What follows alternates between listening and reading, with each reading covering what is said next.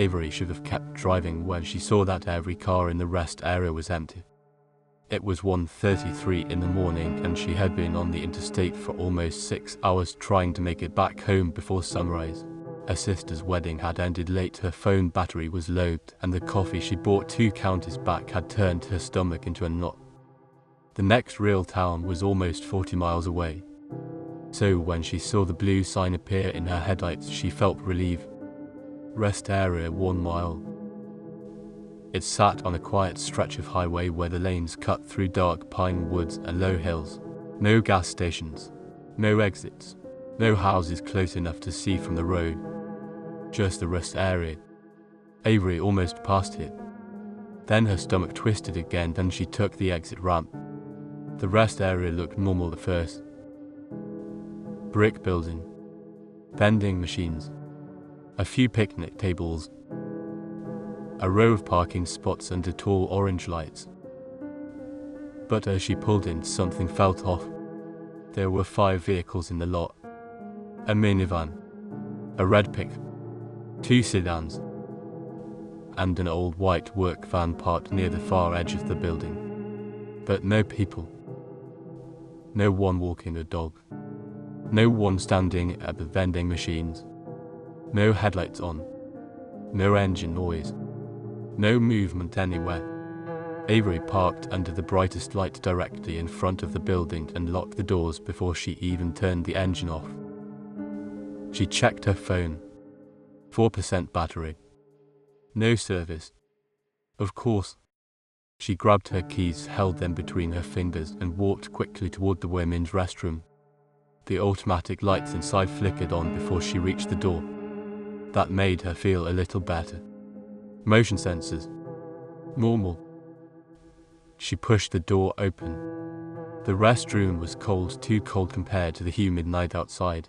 The tile floor was wet in places, but not like someone had just mopped. More like people had been walking in from rain that never fell. A row of sinks lined one wall. 5 stalls on the other. All of them open except the last one. Avery stopped. The last stall door was closed. The lock showed red. Occupy. She listened. Nothing. No breathing. No shoes shifting. No toilet paper moving. Just the buzz of the overhead lights. Avery cleared her throat and said hello. No answer. She chose the first stall closest to the exit. She did not sit her purse down. She kept one hand on it, one hand on her keys, and told herself she was being paranoid. Then a speaker crackled above her. Avery froze. The sound came from a small grey ceiling speaker near the sinks. Static hissed for 2 seconds. Then a man's voice said Avery Miller. She stopped breathing. Her full name. Not just Avery. Avery Miller. The voice repeated it slower. Avery Miller, full one. Her entire body went cold. She stood so fast she almost hit the stall door. The speaker crackled again. Do not run. Avery slammed the stall latch open and rushed toward the exit. As she passed the last stall, the one with the red lock, something knocked from inside. 3 soft tat. No. No. No. She did not stop. She shoved the restroom door open and ran into the parking lot. The lot looked the same. Still empty. Still quiet. Her car sat under the orange light. But now the driver's door was open. Avery stopped so suddenly her shoes scraped the pavement. She had locked it. She knew she had locked it. The inside light glowed above the seat. The driver's door hung wide open. Her phone charger dangled from the dash. Her jacket was no longer on the passenger seat. It was folded neatly across the steering wheel. Avery backed away. Then her phone buzzed in her hand. She looked down. 1% battery. A known number. The message said, "Go back inside." Avery's eyes filled with tears. She looked at the highway. Cars passed in the distance, but too far away to hear her. The rest area ramp curved behind trees. Even if she screamed, no one on the interstate would know. Another message appeared. "We have your keys." Avery looked at her hand. Her keys were gone. Her fingers were still curled like she was holding them, but they were empty. She remembered using them to lock the car. She remembered gripping them in the bathroom. She remembered the speaker saying her name. But she did not remember dropping them. Then she heard a sound behind her. The restroom door slowly opened. No one stepped out. It just opened, held there by darkness. Avery ran toward the vending machines instead. There was an emergency phone mounted on the wall beside them inside a metal box with peeling red paint. She grabbed the receiver. Dead. No tone. No static. Nothing. Then the speaker above the vending machines crackled. Same man's voice. Wrong phone. Avery turned and ran around the side of the building. There had to be another exit. A maintenance door. A service road. Something. The side of the building was darker, blocked from the main lot by a row of bushes and a brick wall. The white work van sat there, backed into a space with no plates visible. Its side door was cracked open. A thin line of yellow light showed inside. Avery stopped. From inside the van, something moved. A hand slid across the inside of the window. Slowly. Like someone wiping fog from glass. Then a woman's voice whispered from the van. "Don't let them take you inside." Avery almost screamed. The van door shifted open another inch. Inside, she saw a woman on the floor, tied at the wrists with duct tape hanging loose from one side of her mouth. Her face was bruised. Her eyes were wide and desperate. "Please," the woman whispered. "Please help me." Avery stepped toward her. Then stopped. Because something in the woman's voice sounded wrong. Too steady. Too controlled. And behind the woman in the dark of the van, Avery saw a man's boot. Standing perfectly still. A trap. Avery turned and ran back toward the front of the building. The van door slammed open behind her. A man shouted she saw him. The parking lot exploded with movement. The red pickup door opened. Then the minivan. Then one of the sedans. People were getting out of the empty cars. They had been inside the whole time. Lying down. Waiting. Avery sprinted across the lot toward the highway ramp. She heard footsteps behind her, but not close enough yet. Her only thought was the road. If she could reach the interstate shoulder, a passing driver might see her. Then headlights appeared at the top of the ramp. A semi-truck rolled into the rest area, engine rumbling low, headlights bright enough to wash the pavement white. Avery ran toward it, waving both arms. The truck slowed. For 1 second, hope hit her so hard she nearly fell. Then the semi stopped sideways across the ramp, blocking the exit. The driver's door opened. A man climbed down wearing a reflective vest. He looked at Avery, then at the people behind her. Then he smiled. Avery turned before he could reach her.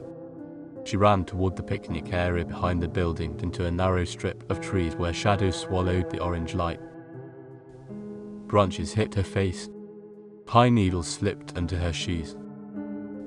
Behind her, the man from the speaker said calmly through an outdoor PA system, "Avery Miller. Picnic trail." She froze behind a tree. There were speakers outside too. They were watching every part of the rest area. A flashlight beam swept the trees to her left. Then another to her right. The voice crackled again. "You left your phone in the bathroom." Avery looked at her hand. Her phone was gone. She didn't know when she lost it. Then the voice said battery died anyway. Avery pressed her back against the tree and tried to breathe silently. Through the branches she could see the building, the restroom door, the vending machines, the white van, the line of parked cars, and now the people standing under the lights. There were at least 6 of them, maybe 7. One held her jacket. One held her keys. One was watching the woods with a flashlight. The tied woman from the van stood beside them, now no longer tied, no longer crying. She was holding Avery's purse. Avery felt something inside her go flat. They had done this before. They knew exactly how people reacted. Panic. Help. Phone. Car. Road. They had a response for all of it. The flashlight beams came close. Avery crouched and moved deeper into the trees. The ground dropped sharply behind the picnic area into a drainage ditch filled with weeds and shallow black water. She slid down the bank, landed hard on one knee, and crawled under a concrete culvert just wide enough to hide in. Cold water soaked her dress. Mosquitoes swarmed her face. She covered her mouth with both hands. Above her, footsteps moved through the leaves. A man said she didn't go far. Another voice answered, they never do. The first man laughed. She heard her name and still ran. The footsteps moved away. Avery stayed in the culvert for what felt like an hour but could only have been 10 minutes. Then she heard a new sound. A dog barking. Not from the rest area. From the highway. A real dog. Then another sound followed. Police radio. Avery crawled out just enough to see flashing blue lights reflecting through the trees. 3 patrol cars had pulled into the rest area. The people in the lot scattered. The semi-truck tried to move, but a patrol car blocked the ramp. Someone shouted. A door slammed. Then the woods filled with running feet. Avery crawled from the culvert and raised both hands, sobbing too hard to speak. A deputy found her in the ditch and wrapped her in a jacket. She kept repeating the same sentence. They knew my name. Later, police told her why. The rest area had a license plate camera at the entrance. The stolen one, mounted on a fake utility pole. When Avery pulled in, it scanned her plate, searched public records, and matched her registration. But that was only part of it. The group had been targeting drivers for months. Late at night. No service. People traveling alone. They would sit hidden in parked cars, wait for someone to enter the restroom, then use the speakers to scare them and separate them from their keys, phones, and vehicle. The locked store was not occupied. It was a hidden access door. Behind it was a maintenance corridor that ran between the restrooms and the vending area. That was how they took her keys. That was how they opened her car. That was how they spoke through every speaker in the building. Police found more inside the white van. Phones, wallets, jackets, shoes, driver's licenses. Some belonged to people reported missing from highways in 3 different counties. In the women's restroom behind the last stall, officers found the wall covered in names written with black marker. Avery's had been added at the bottom. Under it, someone had already written, "Ran toward trees." Avery never drove that interstate again. She changed her license plate, changed her phone number, sold her car. But the worst part was not the speaker. It was not the van. It was not the woman pretending to be tied up. It was the moment she walked into that restroom and saw the last stall lock. Because someone was already behind it. Listening. Waiting. Knowing her name before she ever said a word. So if you stopped at an empty rest area after midnight, and the bathroom speaker said your name, would you run back to your car? Or wonder who opened it while you were inside?